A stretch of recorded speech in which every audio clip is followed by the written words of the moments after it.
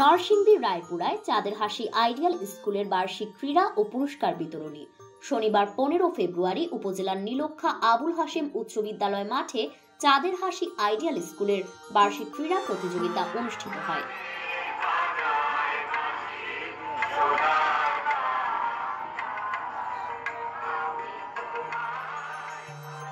বার্ষিক ক্রীড়া প্রতিযোগিতায় প্রধান অতিথি হিসেবে উপস্থিত ছিলেন সামিরা ট্যুরস অ্যান্ড ট্রাভেলসের চেয়ারম্যান মোহাম্মদ সিদ্দিকুর রহমান। ক্রীড়া অনুষ্ঠানের উদ্বোধন করেন সামিরা ট্যুরস অ্যান্ড ট্রাভেলসের পরিচালক রাজিয়া সুলতানা রহমান।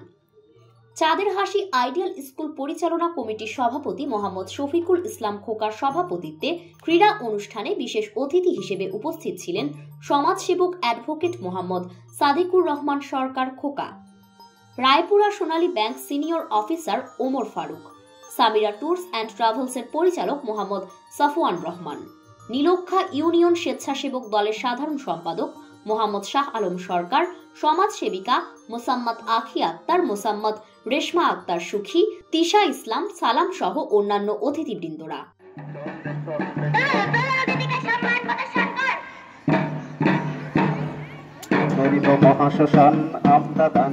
দিনব্যাপী বার্ষিক ক্রীড়া প্রতিযোগিতা অনুষ্ঠানে শিক্ষার্থীদের ক্রীড়া প্রতিযোগিতায় বিভিন্ন ইভেন্ট বিজয়ীদের মাঝে পুরস্কার বিতরণ করা হয়।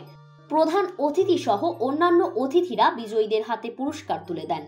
অনুষ্ঠানে উপস্থিত অতিথিরা বলেন, লেখাপড়ার পাশাপাশি খেলাধুলার বিকাশ ঘটাতে হবে। খেলা শুধুমাত্র শারীরিক সক্ষমতার পরীক্ষা নয়, মানসিক দৃঢ়তা, দলগত চেতনা এবং নৈতিকতার বিকাশ ঘটায়। খেলাধুলার মাধ্যমে আমরা শিখি কিভাবে জয়ের আনন্দ উদযাপন করতে হয় আর পরাজয়ের অভিজ্ঞতা থেকে শিক্ষা গ্রহণ করতে হবে, যাতে আজ যারা পরাজয় তারা আগামী দিনে জয়ী হতে পারে। ফারিন রহমান প্রীতি, বিভিএন টাইমস, নরসিংদী।